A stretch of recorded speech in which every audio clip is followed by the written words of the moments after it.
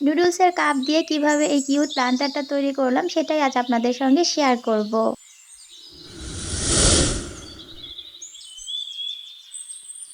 আসসালামু আলাইকুম, কেমন আছেন সবাই? আজকে আপনাদের সঙ্গে এই কাপ নুডলসের কাপটা দিয়ে খুব সুন্দর একটা কিউট প্লান্টার বানানোর আইডিয়া শেয়ার করব। খুবই ঝটপট এই প্লান্টারটা আপনারা তৈরি করে নিতে পারবেন। দেখতে কিন্তু অনেক বেশি কিউট ছিল। শুরুতেই তো দেখে নিয়েছেন এটার ফাইনাল লুকটা কেমন এসেছে। তো এখানে আমি একটা কাপ নুডলসের কাপ নিয়েছি আর নিয়েছি ম্যাক্রামের সুতা। আপনাদের কাছে যদি ম্যাক্রামের রশিটা না থাকে সেই ক্ষেত্রে আপনারা পাটের যে রশি সেটা দিয়েও করতে পারবেন। এছাড়া বাজারে যে ধরনের রশি কিনতে পাওয়া যায় যে কোনো রশি দিয়েই কিন্তু এটা করা যায়। যেহেতু এটা আমি একদম পেঁচিয়ে পেঁচিয়ে তৈরি করব, তাই রশিটা এখানে ইম্পর্টেন্ট না, আপনি যে কোনো রশি চাইলে ইউজ করতে পারবেন। প্রথমে আমি দেখতে পেয়েছেন এটাকে গ্লু গানের সাহায্যে লাগিয়ে নিয়েছি আর এখন হচ্ছে বাকিটা আমি ফেভিকলের আঠার সাহায্যে লাগিয়ে নিচ্ছি।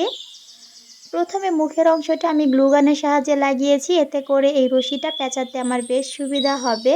শুরুতেই যদি আমি ফেভিকলের আঠাটা নিতাম তাহলে ওইটা শুকাতে একটু সময় লাগতো, তবে কাজ কিন্তু হয়ে যেত। আপনারা চাইলে যদি গ্লু গানের আঠা না থাকে সেই ক্ষেত্রে পুরো কাজটাই ফেভিকলের আঠার সাহায্যেই করতে পারেন। তো এটা আমি পুরোটাই পেঁচাবো না, দেখতে পাচ্ছেন অর্ধেকটা আমি এরকম করে পেঁচিয়ে নিয়েছি আর বাকি অর্ধেকটাতে আমি একটু লেসের মতো করে দিব। তার জন্য এখানে আমি বড় 3টা রশি নিয়েছি আর মাঝ বরাবর একটু ভেঙে নিয়েছি যেন 6টা রশি হয়। তো এই 6টা রশিকে আমি 3টা ভাগে ভাগ করে একটা বেনি করে নিচ্ছি। নর্মালি আমরা চুলে যেই বেনিটা করি সেটাই করে নিচ্ছি। বাসায় যদি লেস না থাকে তাহলে কিন্তু আপনারা ঝটপট এভাবে রশি দিয়ে লেসের মতো ডিজাইন করে নিতে পারেন। এটাও কিন্তু দেখতে অনেকটাই লেসের মতো হয় আর লেসের যে কাজটা সেটা ইজিলি করা যায়। তো দেখতেই পাচ্ছেন আমি কিভাবে বেনিটা করে নিয়েছি। এখানে ডাবল করে যদি সুতা দেওয়া হয় তাহলে বেনিটা দেখতে বেশ ভালো লাগে, সেই সাথে একটু চওড়াও হয়। তো নিচের এই অংশটাতে আমি হচ্ছে বেনি ডিজাইনটা করে দিব, তো সেটাই এখানে এখন গ্লু গানের সাহায্যে লাগিয়ে নিচ্ছি। তো এই প্ল্যান্টারে আমি যে ম্যাক্রামের রশিটা ইউজ করেছি এটা কিন্তু চাইলে কালার করে নেওয়া যায়। আমি একবার ভেবেছিলাম কালার করব, তো পরবর্তীতে আমার আর কালারের কথা মনে ছিল না। তো মনে হলো এখন এভাবেই আপনাদের সঙ্গে শেয়ার করি, পরবর্তীতে যদি কখনো কালার করতে ইচ্ছা করে তাহলে এটাকে কালার করে নিব। তো এই যে আমার বেনিটা কিন্তু লাগানো হয়ে গেছে। এখন 2টা বেনির মাঝে যে জায়গাটা আছে ওই জায়গাতে আমি একটু পার্ল বসিয়ে দিব। আর এখানে আমি ছোট সাইজের 2টা চুড়ি নিয়েছি। এই চুড়িগুলোকে ম্যাক্রামের রশির সাহায্যে ভালো করে পেঁচিয়ে দুই পাশে লাগিয়ে দিব। এটা কিছুটা ঝুড়ি যেরকম ডিজাইনের থাকে ওরকম ডিজাইনের আমি করা ট্রাই করেছি।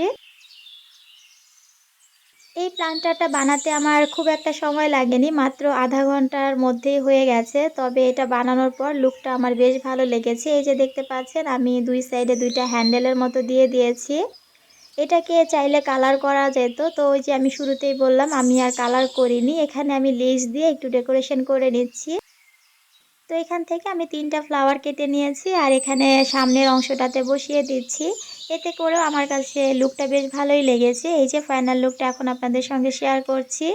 আমি কিন্তু ওপরের অংশে পরবর্তীতে আবারও একটা রশি পেঁচিয়ে দিয়েছিলাম, সেটা আপনারা ভিডিওতে দেখেই নিশ্চয়ই বুঝতে পারছেন।